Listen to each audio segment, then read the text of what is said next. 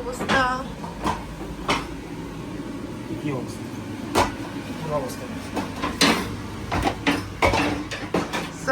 কিরণ এখানে মাংস কালকে থেকে মাখায় রাখছে মশলা দিয়া, বিরিয়ানি মশলা দিয়া, এখন বাইর করছে।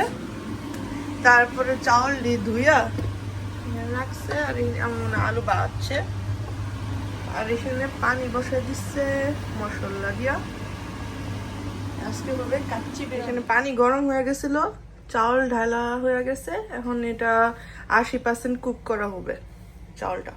সো এখন আমার রাইসটা কুক হয়ে গেছে 80%, পানিটাকে এখন ঝরায় নিব। আলুটা আমরা মাংসের উপরে দিয়ে দিছি, তার উপরে এখন এই যে চাউলটা দিয়ে দিব। একটু পেঁয়াজ বেরেস্তা দিয়ে দিব, তার উপরে আবার রাইস দিব, এটার উপরে আবার পেঁয়াজের বেরেস্তা দিয়ে দিব।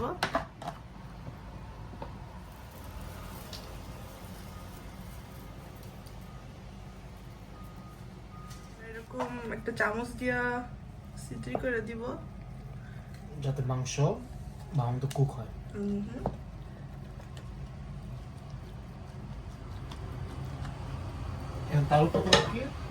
তার উপরে আমরা এখানে লিকুইড দুধ আর ঘি একসাথে ঢালা দিব।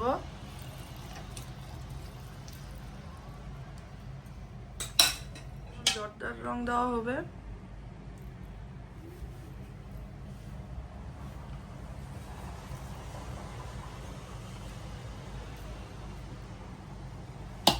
তো আমরা এখন সবকিছু ঢেকে অ্যালুমিনিয়াম ফলি দিয়েও বন্ধ করে রাখছি, এই সিডিটাও বন্ধ করছি, যে পুরো গরম ধাপটা ভিতরেই থাকে। আর এখন পুরো হাই হিটে আমরা চুলার উপরে রাখছি 5 মিনিটের জন্য। তো এখন আমরা 5 থেকে 10 মিনিট কুক করছি। 10 মিনিট কারণ বড় পাতিল তো, এর জন্য। এখন এই পাতিলটা আমরা এই ওভেনে ঢুকাই দিব 3 ঘন্টার জন্য, এখন ভিতরেই থাকবে।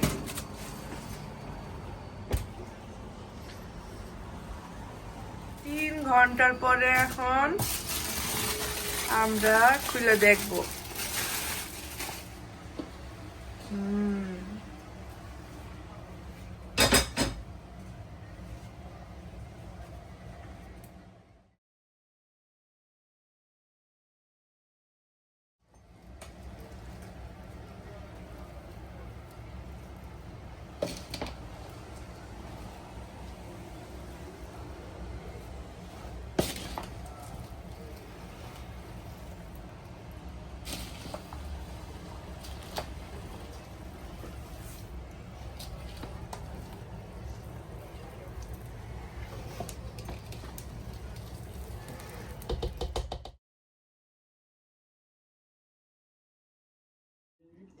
Ik ben apenas uma praia.